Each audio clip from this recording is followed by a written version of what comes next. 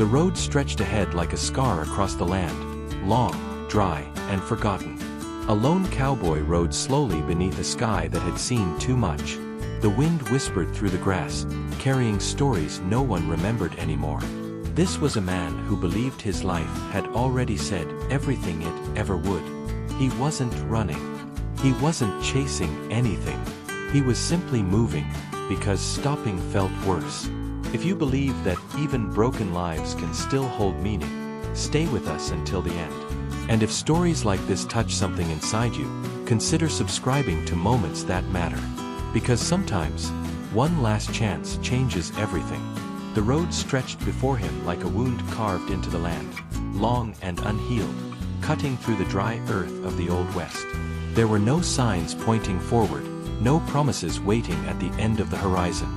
Only dust rising with each step, wind crossing the plains without direction, and the slow, steady sound of hooves striking the ground.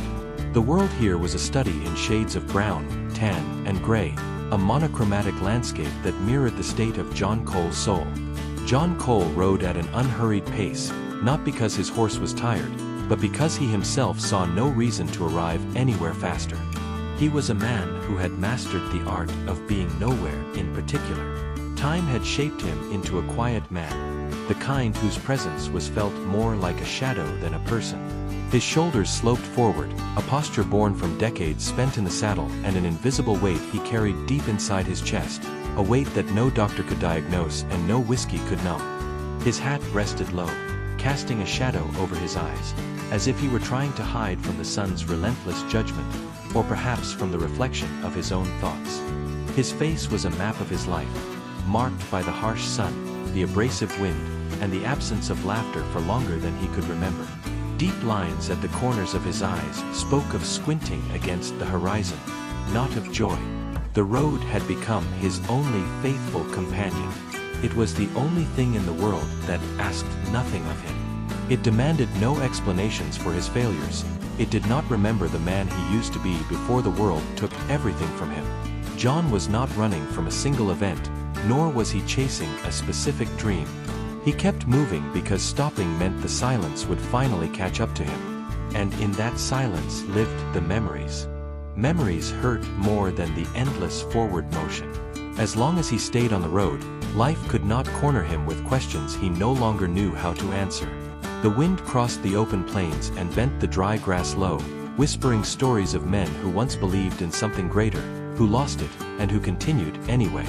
John felt that wind strike his face, cold even under the midday sun, as if it were trying to push past his skin and reach the part of him that still ached. There had been a time when John believed in the future, a time when he made plans that extended beyond the next sunrise, a time when he imagined growing old in a house filled with the smell of cedar and the sound of voices.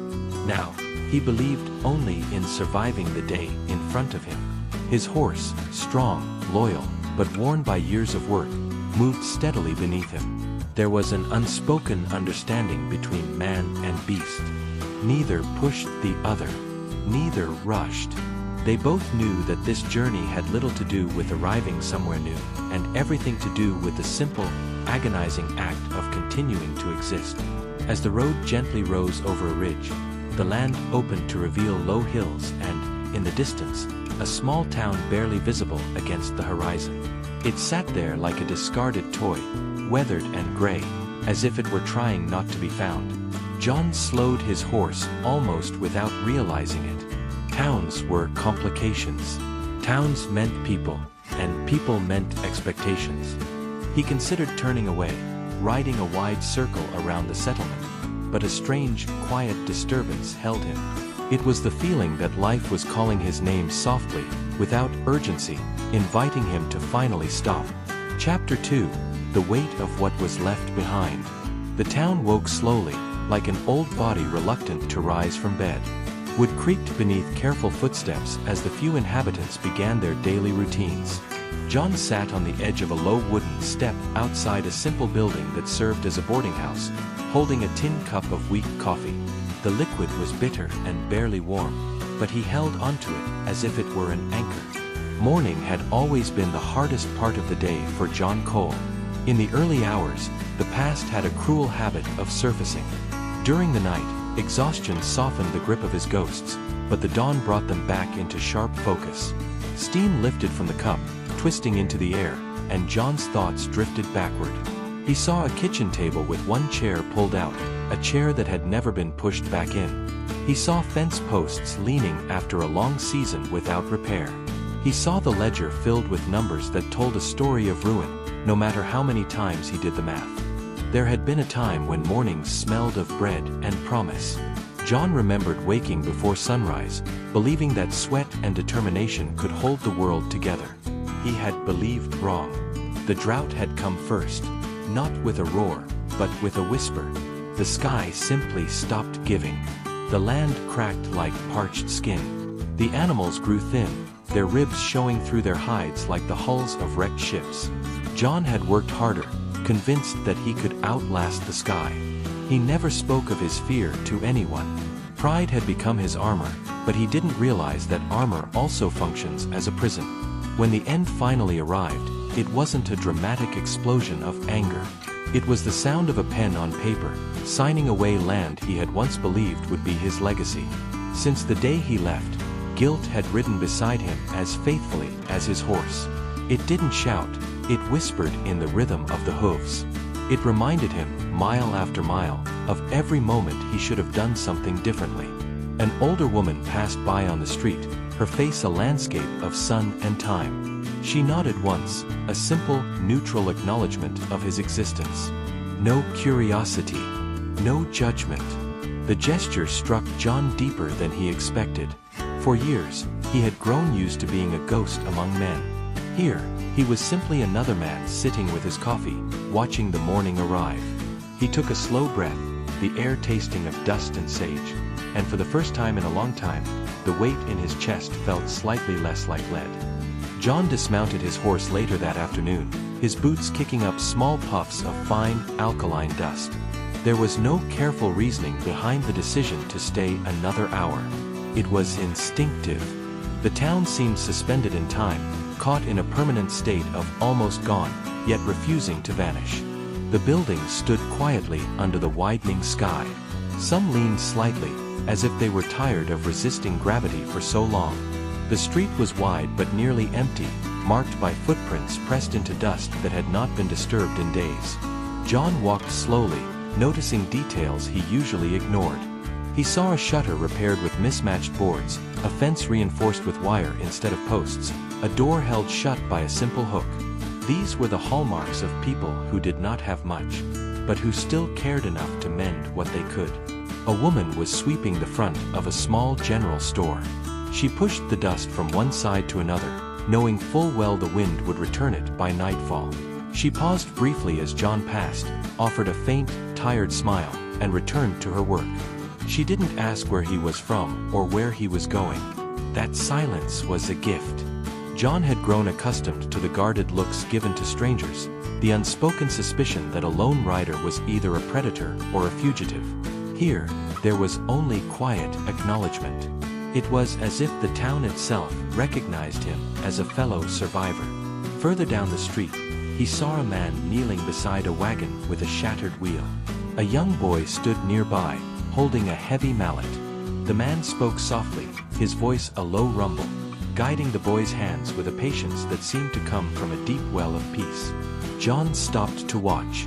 Something tightened in his throat. He couldn't remember the last time he had seen a man teach a boy without anger or frustration. The wind passed through the town, carrying the scent of rain from a storm that was still miles away. The silence here was different from the silence of the road. On the road, the silence was empty. Here, it was full, layered with the sounds of quiet labor and restrained hope.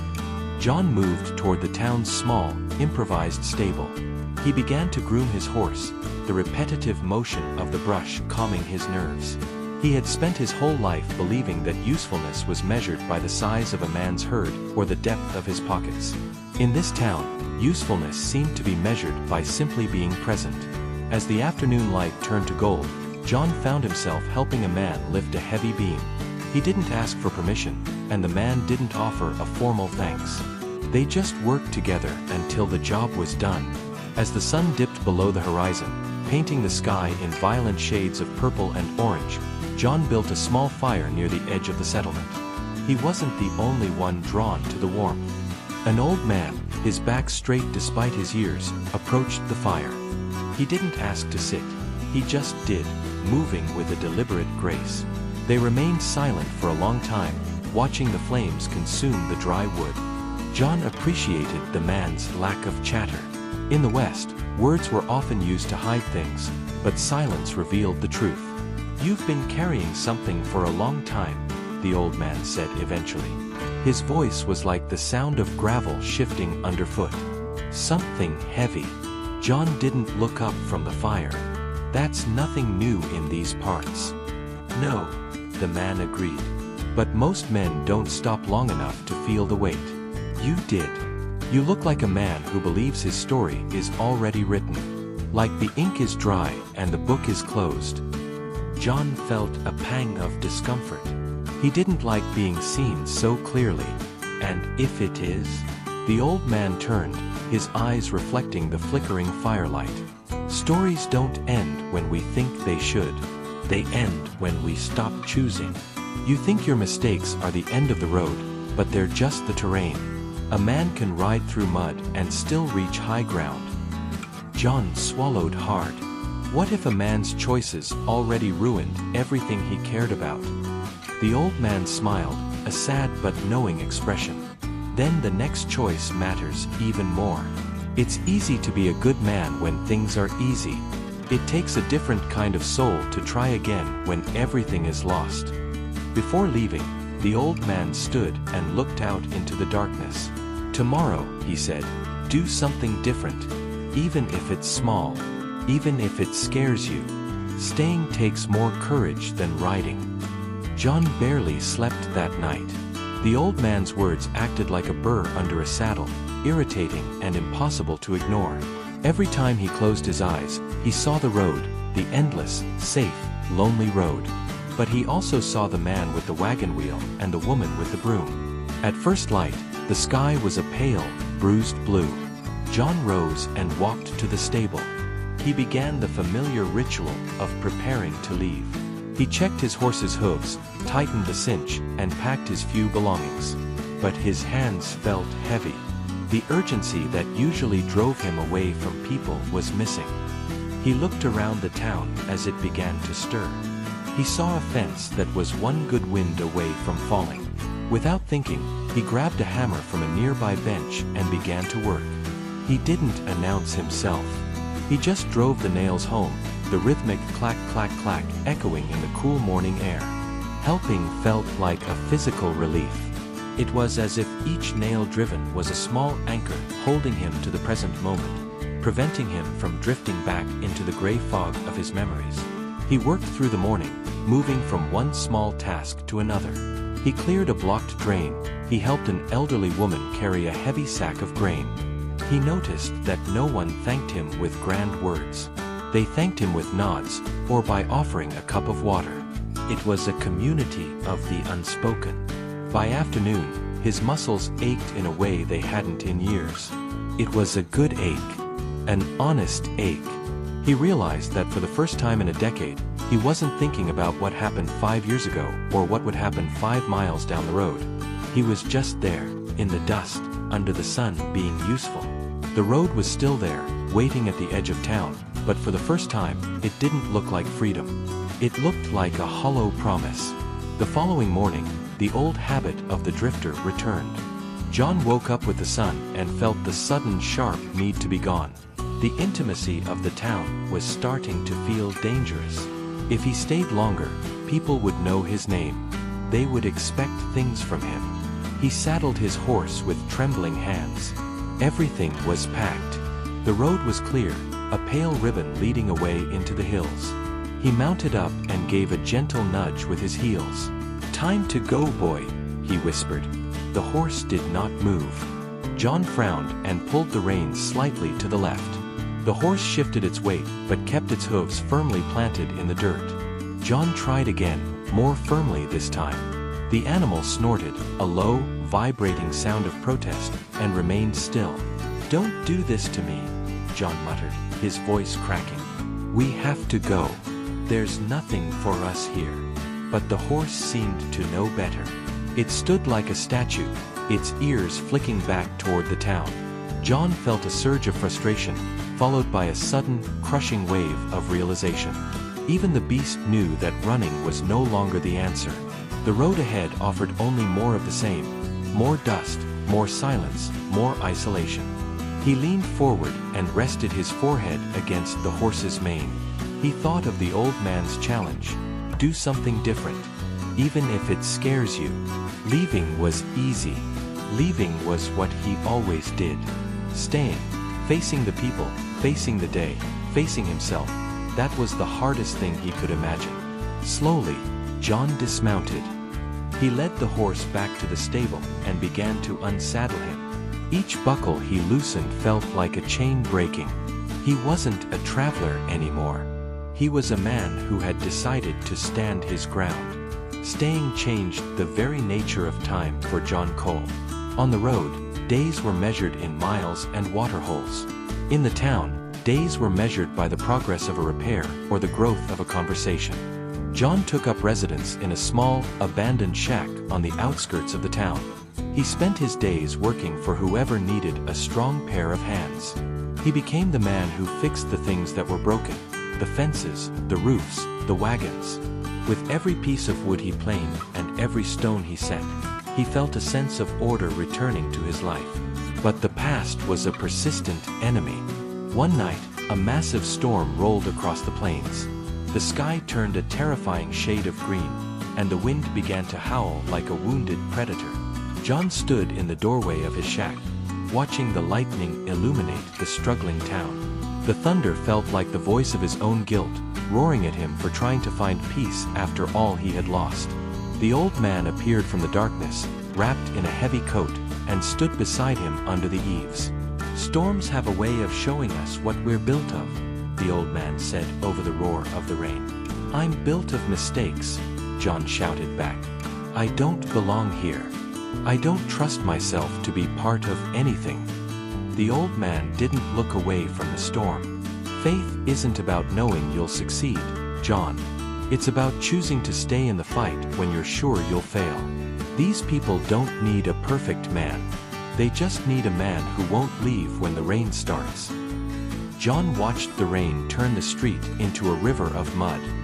He saw the lights in the windows of the other houses, small, flickering flickers of defiance against the dark. He realized that staying wasn't about fixing his past. It was about being there for the present. That night, as the storm raged, John stopped praying for the road to open up. He prayed for the strength to keep his feet planted in the mud. In the weeks following the storm, the town seemed to knit itself back together. The rain had been hard, but it had also brought life. The dry creek beds were running, and the smell of damp earth replaced the choking dust. John's role in the town had solidified. He was no longer the stranger. He was John. One morning, while he was working on the well in the center of town, a young girl approached him. She was holding a small, carved wooden horse that had lost a leg. She didn't say a word. She just held it out to him with eyes full of hope. John took the toy with calloused hands. He sat down on the edge of the well, pulled out his pocket knife, and began to fashion a new leg from a scrap of cedar. The girl sat beside him, watching with intense fascination. "My dad says you're from everywhere," she said softly. John paused, his knife hovering over the wood. "I suppose I was. But everywhere is a lonely place to live." "Are you going to go back there?" she asked. John looked at the small wooden horse, then at the girl, then at the quiet street where people were going about their lives. For the first time, the thought of the road didn't bring a sense of relief. It brought a sense of loss. "No," John said, handing her the repaired toy.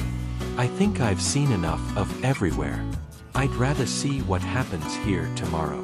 That night, John sat outside his shack and listened to the sounds of the town settling into sleep. He realized that the silence he had once feared was gone. It had been replaced by a different kind of quiet, a peaceful stillness. He wasn't running from the memories anymore. They were still there, but they had lost their sharp edges. They were just part of the landscape now, like the hills in the distance. The realization of his own redemption came to John on a Tuesday afternoon. There was no lightning bolt, no choir of angels, no dramatic revelation. He was simply standing in the general store, buying a bag of flour and a tin of peaches. The woman behind the counter, the same one who had been sweeping the dust on his first day, looked at him and said, "We're having a dance at the schoolhouse on Friday, John. Hope to see you there." It was such a mundane, ordinary invitation. But to John Cole, it was a miracle. It was proof that he had been accepted. He had stopped being a ghost and had become a person again. He walked outside and looked down the long, straight road that led out of town. It was the same road he had arrived on, but it looked different now. It didn't look like a wound. It looked like a path, one that he had traveled to get to this very spot. He understood now that his last chance hadn't been a single moment of glory. It had been the 1,000 small choices he had made over the last few months.